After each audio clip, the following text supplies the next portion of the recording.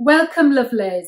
Today I'm covering one of the ways that we accidentally, unconsciously, habitually, possibly get in our own way.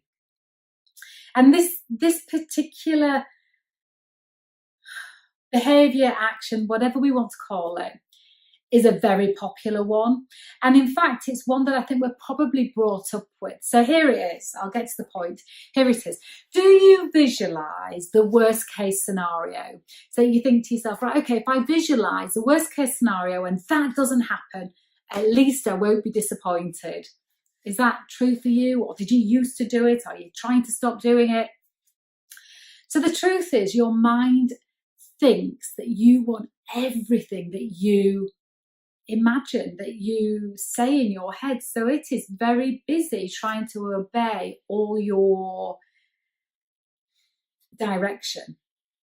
The other thing is your mind is also wanting to keep you safe and protected. It doesn't want you to have that feeling of failure or to be disappointed. So it's also playing quite a big part in helping you see the worst case scenario. You know, sometimes it can feel really easy to see people walking out of rooms or things nose diving into the ground, just not going well. So let me give you an example of how we can turn this around in your favour. So just let's imagine that you're doing a presentation. Perhaps it's to a group of new customers, and the very thing that you're presenting on, you know it's great. Otherwise, you know, you wouldn't put your voice to it. But your usual pattern might be to imagine all of their objections, to imagine them not agreeing with you, to imagine them not being interested, to imagine yourself not being on the ball, sharp, bright, for you, maybe fluffing your lines, maybe getting your words mixed up, maybe picking up the wrong product at the wrong time, or, you know, confusing the message in some way. And there's a whole list of things that are available for you to imagine going wrong, aren't they? So you would play that out in your mind and just leave it there and think, right, okay, well, I'm glad I played that out, because I now have 6 more objections that I would not have known that they would think about if I'd not imagined it. So I'm going to make sure I present covering those objections, which could actually lead to quite a defensive tone.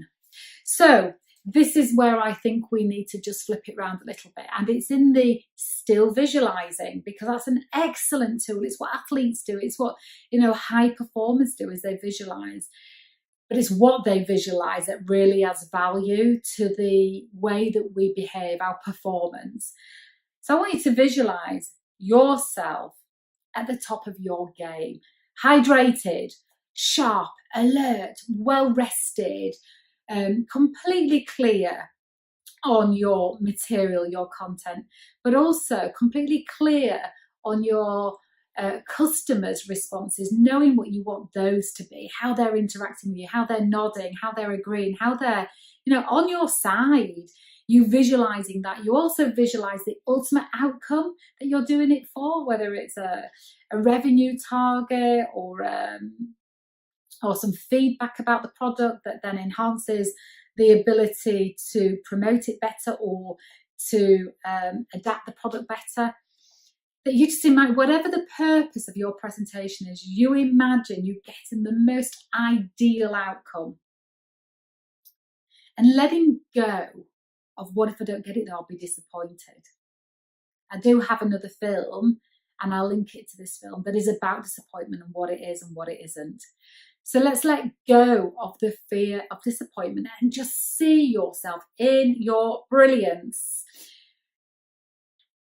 But here's the thing that people say to me, yeah, but I don't want to be arrogant. I don't want to be cocky. I don't want to come across a know-it-all or overpowering. And it doesn't have to be those things or nothing. You can be in your power, in your passion, but in a really authentic, true and genuine way, a sincere way where you believe, but not where you're telling them how to feel, what to think. So just let go of the idea that you're going to become arrogant or cocky or disengaged or transactional. You're not.